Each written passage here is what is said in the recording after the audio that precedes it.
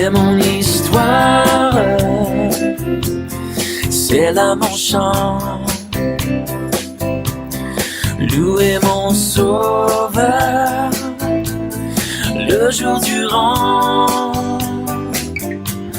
C'est mon histoire, c'est là mon chant. Louez mon sauveur le jour durant.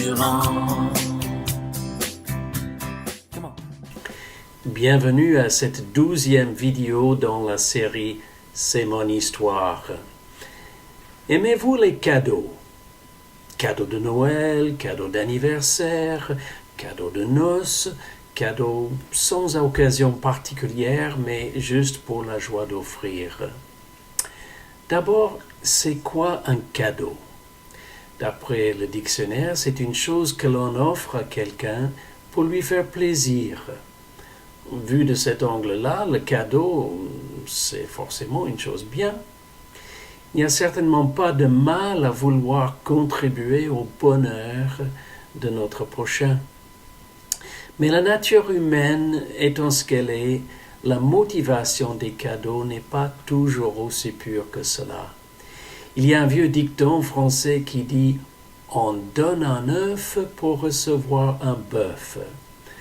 Si on fait un don avec le désir de recevoir quelque chose en retour, a-t-on vraiment fait un cadeau? Ou ne serait-ce pas plutôt un investissement déguisé? Il y a aussi parfois des cadeaux offerts par esprit d'obligation ou pire encore pour se donner bonne conscience. Il y a même des cadeaux qui font plus de mal que de bien. Avez-vous déjà reçu un cadeau que vous auriez préféré ne pas recevoir? Par exemple, lorsque quelqu'un vous offre un cadeau qu'il avait lui-même reçu mais qui ne lui plaisait pas, c'est par la suite de vous faire croire que c'est un cadeau choisi pour vous. Mon épouse a un jour reçu un paquet d'une amie contenant un petit plat. Mais en retirant l'assiette de sa boîte, elle est tombée sur la carte de visite laissée par le donateur précédent. Si au moins l'ami lui avait dit « J'ai reçu ceci, mais il ne me plaît pas beaucoup, est-ce que tu aimerais l'avoir ?» Cela aurait pu passer. Mais faire croire que c'était un cadeau choisi pour elle, c'était pire à mon avis que de ne pas avoir de cadeau. Une chose est sûre, lorsqu'on aime, on donne. Mais attention, cela n'est pas réservé aux riches. On cite Marguerite de Navarre comme ayant dit « Je ne regarde point la valeur du présent, mais le cœur qui le présente. » Jésus était beaucoup plus impressionné par le don de la pauvre veuve qui mettait dans le tronc au temple quelques pièces d'argent prises sur ce qui lui était nécessaire pour vivre que par les riches qui faisaient avec ostentation de gros dons. Jésus, s'étant assis vis-à-vis du tronc, regardait comment la foule y mettait de l'argent. Plusieurs riches mettaient beaucoup. Il vint aussi une pauvre veuve, et elle y mit 2 petites pièces faisant un quart de sou. Alors Jésus, ayant appelé ses disciples, leur dit « Je vous le dis en vérité, cette pauvre veuve a donné plus qu'aucun de ceux qui ont mis dans le tronc, car tous ont mis de leur superflu, mais elle a mis de son nécessaire, tout ce qu'elle possédait, tout ce qu'elle avait pour vivre. » Oui, quand on aime, on donne et on donne avec joie. Le cadeau n'est pas non plus quelque chose qui est sollicité. Demander à l'autre de me donner quelque chose comprend 2 grands dangers. D'abord, si je veux ce que possède mon prochain, eh bien, je suis dans la convoitise. Plutôt que me réjouir de ce qu'il est quelque chose de bien, je voudrais qu'il s'en défasse pour me le donner. Le deuxième danger est que cela me place en position de mendiant, me dévaluant à mes propres yeux et aux yeux des autres. Je crois que les dons les meilleurs, que cela soit ce que nous donnons aux autres ou même au Seigneur, ce sont les dons secrets. Dans les Proverbes, parmi les affirmations de la sagesse de Salomon, il y a cette phrase intéressante: « Un don fait en secret apaise la colère, et un présent fait en cachette calme une fureur violente. » C'est dans Proverbe 21, verset 14. Mais même si vous êtes en conflit avec personne, il y a peut-être des personnes qui ne vous comprennent pas ou qui rient de vous. Et ne serait-ce pas à ceux-là en premier qu'un petit cadeau s'imposerait? Qui dans votre entourage aurait besoin d'un cadeau? Un appel téléphonique, une lettre, une visite, un petit geste, un cadeau. Quelqu'un a peut-être besoin de votre générosité discrète aujourd'hui. Mais pour donner aux autres, et encore plus pour donner au Seigneur, j'insiste sur cette notion de discrétion. Voici ce qu'en dit le Seigneur Jésus. « Lors donc que tu fais l'aumône, ne sonne pas de la trompette devant toi comme font les hypocrites dans les synagogues et dans les rues, afin d'être glorifiés par les hommes. Je vous le dis en vérité, ils reçoivent leur récompense, mais quand tu fais l'aumône, que ta main gauche ne sache pas ce que fait ta droite. » Dans d'autres vidéos de cette série, nous avons parlé du roi David. David était un homme extraordinaire. Lorsque Dieu a choisi David pour être roi d'Israël, il est dit que l'Éternel s'est cherché un homme selon son cœur, et l'Éternel l'a établi prince sur son peuple. Et encore dans le Nouveau Testament, nous lisons à propos d'Israël, il leur suscita pour roi David, auquel il a rendu ce témoignage. « J'ai trouvé David, fils d'Isaïe, homme selon mon cœur, qui accomplira toutes mes volontés. » C'est dans les Actes des Apôtres au chapitre 13. Comment Dieu pouvait-il désigner David comme un homme selon son cœur, alors même qu'il savait que David allait commettre de nombreux péchés dans sa vie? David a commis un meurtre pour couvrir son adultère. C'est dans le deuxième livre de Samuel au chapitre 11. Il a aussi cédé à la tentation de dénombrer Israël et il l'a fait en connaissance de cause. Et nous allons regarder maintenant un incident dans la vie de David qui doit nous aider à mieux voir sa noblesse d'esprit, cette droiture et générosité qui plaisait à Dieu. Revenons sur le dénombrement d'Israël qu'il avait fait, sans doute par orgueil, alors que Dieu l'avait prévenu par la bouche de Joab, chef de son armée, que ce n'était pas du tout une bonne idée. En dépit de toutes ses fautes, David était essentiellement un homme de confession et de repentance.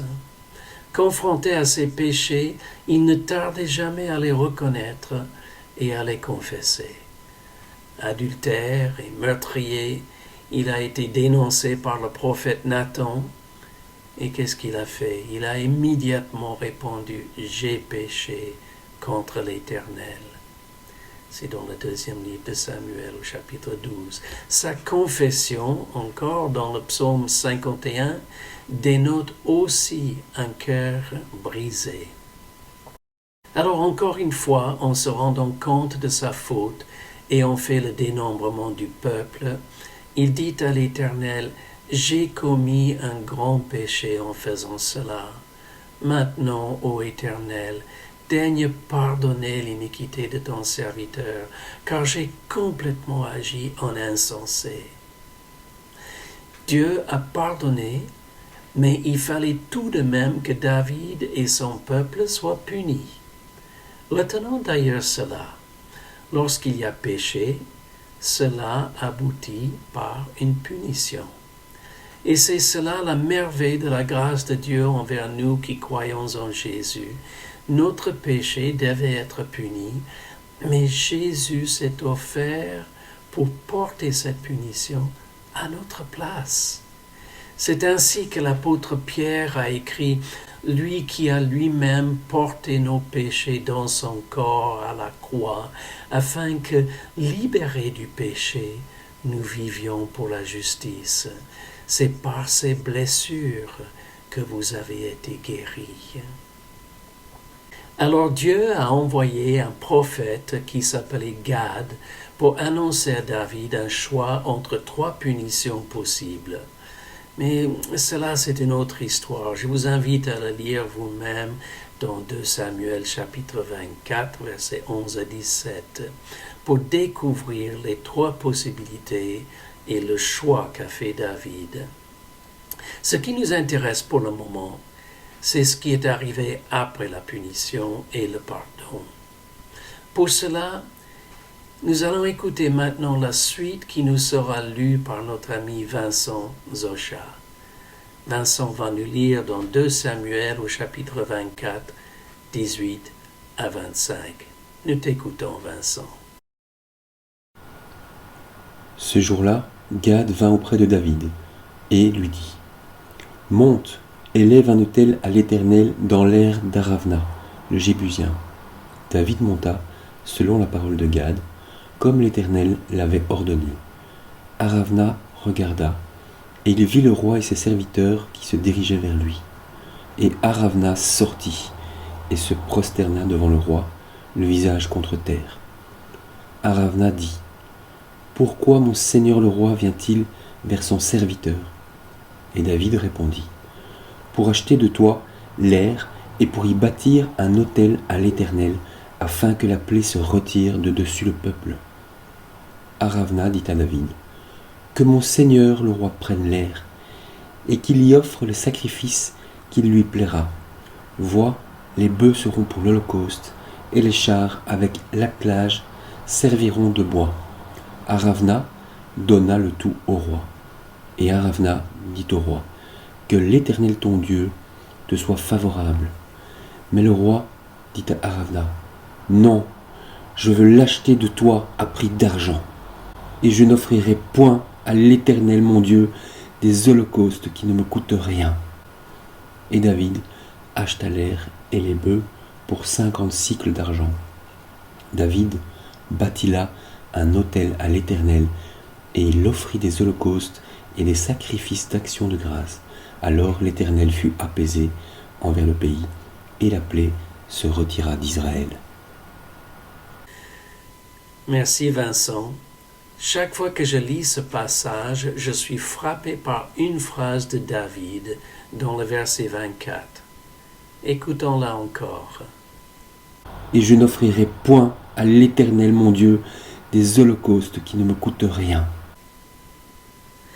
Laissez-moi vous poser une question. Combien avez-vous payé pour devenir chrétien? Combien cela vous coûte-t-il? Oh, je sais, certaines seront horrifiées par cette question. Mais Donald, le salut est gratuit. Oui, vous avez raison, car la Bible le dit clairement. Le salaire du péché, c'est la mort, mais le don gratuit de Dieu, c'est la vie éternelle en Jésus-Christ notre Seigneur. Alors pourquoi parler d'un prix à payer? Ben, c'est simple. Lorsqu'on vient à Dieu dans la repentance et la foi, lorsqu'on reçoit ce don magnifique du salut éternel, lorsqu'on est né de nouveau, recevons le Saint-Esprit en nous, notre réaction naturelle n'est-elle pas de vouloir donner quelque chose en retour? Mais nous n'avons rien à offrir à Dieu. À moins que, mais oui, on peut lui offrir notre vie, notre cœur, notre avenir. Alors, c'est là que je vous demande, qu'est-ce que cela vous coûte d'être chrétien? Ces vidéos circulent dans de nombreux pays et je sais que certaines parmi vous, en entendant ma question, savent bien le prix d'être chrétien.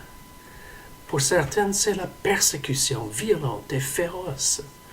Pour certaines, c'est le rejet de votre famille, comme un jeune homme qui m'a écrit récemment que son père l'a abandonné à cause de sa foi chrétienne. D'autres endurent la moquerie de ceux qui étaient vos amis. Pour d'autres encore, c'est le sacrifice de l'éducation auquel vous auriez eu droit. C'était le cas pour mon ami Missiker. Laissez-moi vous raconter son histoire. Il y a pas mal d'années de cela maintenant, j'ai eu la possibilité de visiter l'Éthiopie, qui était encore à l'époque sous un régime totalitaire qui interdisait toute pratique ouverte de la foi. Mon ami Missiker était mon guide en Éthiopie. Brillant jeune homme, il était étudiant à l'université jusqu'à ce que les autorités découvrent sa foi vivante et active. Et Missiker, dont le nom veut dire témoin, a été expulsé de l'école. Pas possible de rester à l'université en tant que chrétien. Si vous vivez au Canada ou en Europe, vous n'aurez probablement pas les mêmes circonstances, du moins pas pour l'instant, c'est pas ce que l'avenir réserve. Mais je vous demande de réfléchir à deux questions, même si elles vous paraissent radicales. Qu'est-ce que cela me coûte d'être chrétien? Et qu'implique pour moi le don de ma vie au Seigneur? Ai-je besoin de vous rappeler l'appel de Jésus? Si quelqu'un veut venir après moi, qu'il renonce à lui-même, qu'il se charge de sa croix et qu'il me suive. Car celui qui voudra sauver sa vie la perdra, mais celui qui la perdra à cause de moi la trouvera. En matière de cadeaux, nous ne pourrons jamais égaliser ce que Dieu a fait pour nous. Mais l'amour doit nous presser à nous donner en retour. Et nous donner au Seigneur va aussi impliquer nous donner aux autres.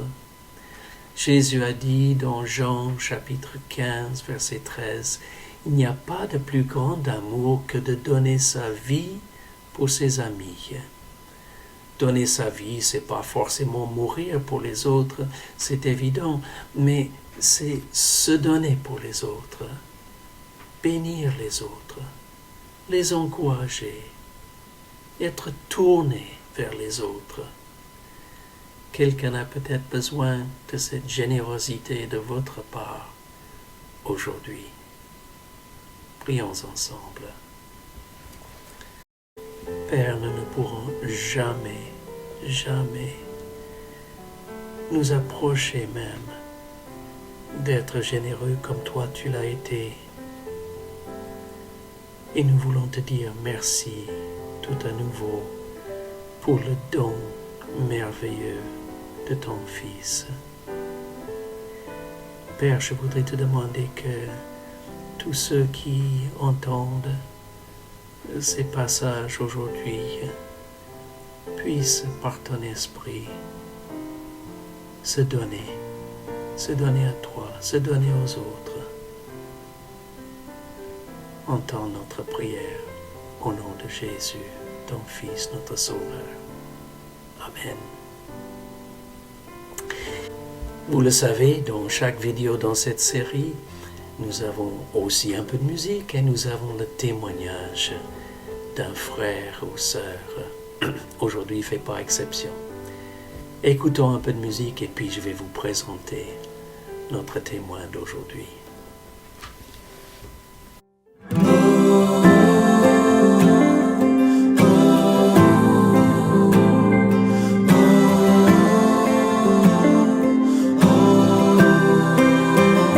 Oui, j'ai décidé de suivre Jésus.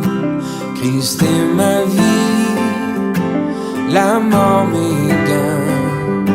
Sa grâce immense, son si grand salut, pour moi n'auront pas été vains.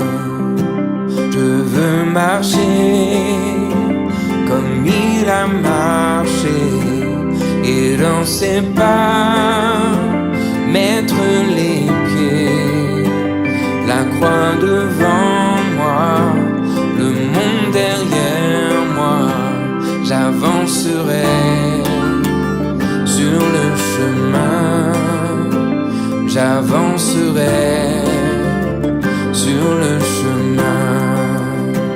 J'ai abandonné pour ce long voyage mes possessions, richesses et biens, avec sa paix comme simple bagage. Je n'en aurai pas le besoin. Il est mon tout, l'air que je respire. Il est ma coupe, il est mon pain. Ses tendres bontés, sa fidélité se renouvelle chaque matin, se renouvelle chaque matin.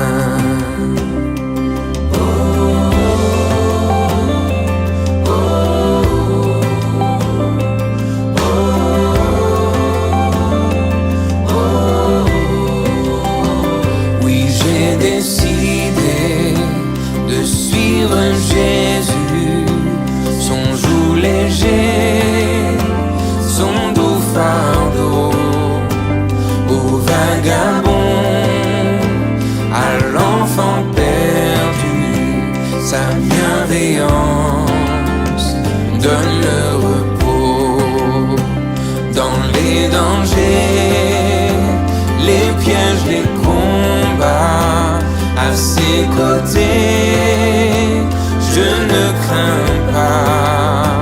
Il est ma force, mon surbouclier. Rien ne saurait le terrasser. Rien ne saurait le terrasser.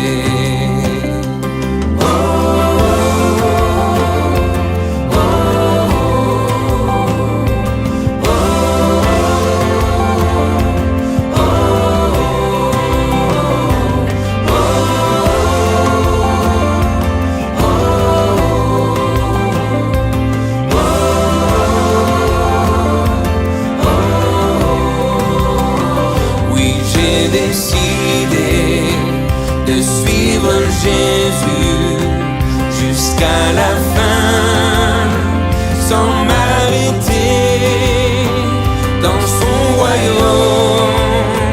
Je suis attendu, mon bien-aimé m'a précédé, et dans la gloire, quand j'arriverai face à face, je le verrai, je chanterai pour l'éternité, gloire à celui qui m'a sauvé.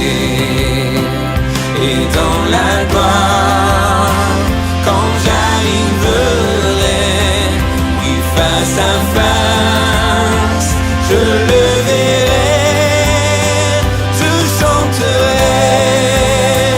Pour l'éternité, gloire à celui qui m'a sauvé, gloire à celui qui m'a sauvé. Oui, j'ai décidé de suivre Jésus, pas après pas, main dans sa main, sa grâce immense, son si grand salut, pour moi n'auront pas été vains, pour moi n'auront pas été vains.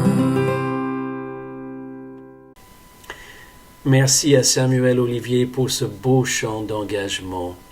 Notre témoin pour aujourd'hui est un homme qui a vécu une vie de contraste, puisqu'il vient du sud du Sénégal et il habite aujourd'hui dans le nord de l'Ontario au Canada. Je suis heureux de vous présenter maintenant Raphaël Diatta. Raphaël, nous sommes contents d'écouter ton témoignage.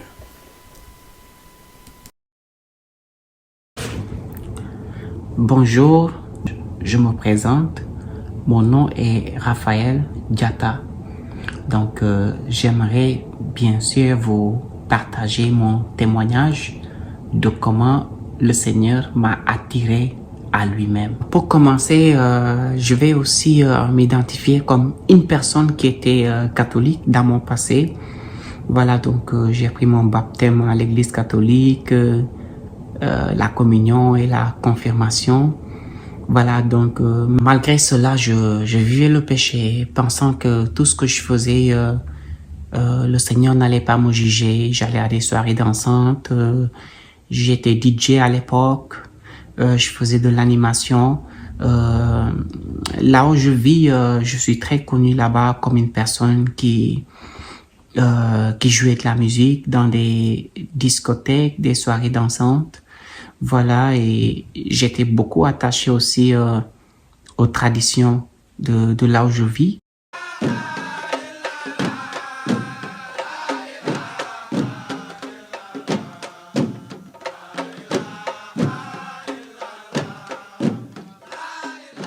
Un jour, il y a eu des gens qui sont venus dans mon village, des chrétiens, des enfants de Dieu qui étaient venus pour évangéliser. C'est là que j'ai connu voilà, un homme qui était si humble et qui prêtait l'oreille vraiment à toute personne à qui il prenait le temps d'entretenir des paroles au sujet de la parole du Seigneur. Et cet homme a pris le temps de vraiment me prêcher la parole du Seigneur. Et ce jour-là, je peux vous dire que j'ai compris la parole du Seigneur d'une manière que je ne l'ai jamais compris avant dans ma vie. Ce jour-là, il s'est passé quelque chose d'extraordinaire dans ma vie. Et suite à la conversation que j'ai fait avec cette personne, la personne est partie. Mais les jours qui suivent, il commençait à se passer des choses que je peux pas expliquer. Mais on commence à avoir des sentiments que c'est pas cette vie que le Seigneur attend de nous. Le Seigneur attend de nous une meilleure vie que celle-là. Celle d'abandonner le monde, celle d'abandonner les traditions du monde, celle de nous abandonner à nous-mêmes pour vraiment le suivre en toute honnêteté. Et j'ai senti cela en moi, tout comme le Seigneur dit que personne ne peut aller à lui si ce n'est lui-même qui l'attire. Donc le Seigneur vraiment s'est saisi de cette rencontre personnelle que j'ai fait avec ce frère pour vraiment m'attirer à lui. Après ces événements, j'ai recontacté ce frère pour lui dire que vraiment, je suis intéressé et j'aimerais encore en savoir plus. Donc c'est là qu'il a pris vraiment un temps personnel pour qu'on entre en profondeur dans la parole, pour me l'expliquer dans l'exactitude, jusqu'au moment où j'ai décidé de prendre mon baptême au nom du Seigneur Jésus. Et je peux comprendre l'une des déclarations de l'apôtre Paul dans Galates le chapitre 1 à partir du verset 11. L'apôtre Paul dit « Je vous déclare, frères, que l'évangile qui a été annoncé par moi n'est pas de l'homme, car je ne l'ai ni reçu ni appris d'un homme, mais par une révélation de Jésus-Christ. Vous avez su en effet quelle était autrefois ma conduite dans le judaïsme, comment je persécutais à outrance et ravageais l'église de Dieu. » Je m'arrête là pour l'instant. Donc là, l'apôtre Paul, en fait, il se rappelle de comment est-ce que il ravageait, de comment est-ce qu'il persécutait à outrance l'église du Seigneur. Mais c'est le même apôtre Paul, continuons la lecture pour voir qu'est-ce qu'il va nous dire. Et comment j'étais plus avancé dans le judaïsme que beaucoup de ceux de mon âge et de ma nation. étant animé d'un zèle excessif pour les traditions de mes pères. Mais lorsqu'il a plu à celui qui m'avait mis à part dès le sein de ma mère et qui m'a appelé par sa grâce de révéler en moi son Fils afin que je l'annonçasse aux païens. Donc, nous pouvons voir ici l'apôtre Paul nous dire clairement, n'est-ce pas, que bien sûr, il est conscient de la manière dont il persécutait l'Église de Dieu, mais l'apôtre Paul a dit quelque chose qui a beaucoup attiré mon attention. C'est au verset 15 où il dit que lorsqu'il a plu à celui qui l'a mis à part dès le sein de sa mère. Pourtant, c'est l'apôtre Paul qui persécutait les chrétiens. Tout le monde savait qui il était. Et si son chemin, pendant qu'il allait à Damas, c'est là qu'il va faire la rencontre qui va changer sa vie avec le Seigneur. Pourtant, c'est ce même Paul qui nous dit ici que il avait été mis à part par le Seigneur. Mais au temps voulu du Seigneur, le Seigneur l'a appelé à lui. Donc, je peux dire aujourd'hui aussi que le Seigneur m'a mis à part pour le servir dans toute l'honnêteté. Et je veux marcher dans toute la vérité. Je veux garder ses préceptes et ses commandements dans mon cœur et les méditer jour et nuit. Pour vous encourager, j'aimerais vous partager un passage dans Psaume le chapitre 1, n'est-ce pas, qui nous dit que il est heureux cet homme-là qui ne marche pas selon le conseil des méchants, qui ne s'assied pas, n'est-ce pas, dans l'assemblée des moqueurs, mais qui garde la parole du Seigneur dans son cœur et qui la médite jour et nuit. On nous dit que cet homme, il est comme un arbre qui est planté, n'est-ce pas, près des courants d'eau. Nous avons vraiment besoin d'être cet homme-là. Le vrai disciple est celui-là qui est considéré à cet homme. Il doit s'identifier à cet homme de Psaume le chapitre 1. Pour encore ajouter un dernier passage, dans Psaume chapitre 119 au verset 105, c'est un verset que beaucoup connaissent. Ta parole est une lampe à mes pieds et une lumière sur mon sentier. Mais le verset 106 que j'aime beaucoup qui dit, je jure et je le tiendrai d'observer les lois de ta justice. Depuis que le Seigneur m'a attiré à lui, je suis prêt. Parce que je sais que il n'y a aucun autre Dieu qui peut veiller sur mon âme comme lui il le fait. Il n'y a aucun autre Dieu qui peut m'accorder la vie éternelle comme le Seigneur Jésus le fait dans ma vie. Il n'y a aucun autre Dieu qui peut veiller sur moi comme le Seigneur le fait dans ma vie et celle de ma famille. Alors, je vais garder les lois de la justice de mon Dieu dans mon cœur et les pratiquer. Je vous encourage. La plus importante chose dans ce monde, c'est de le quitter avec le Seigneur. Vivre ce monde avec le Seigneur et quitter ce monde avec le Seigneur. Nous sommes des étrangers sur la terre. Nous avons besoin vraiment de beaucoup faire attention des convoitises de ce monde afin que notre âme ne soit pas attaquée. Que le Seigneur vous bénisse au nom puissant de Jésus. Amen.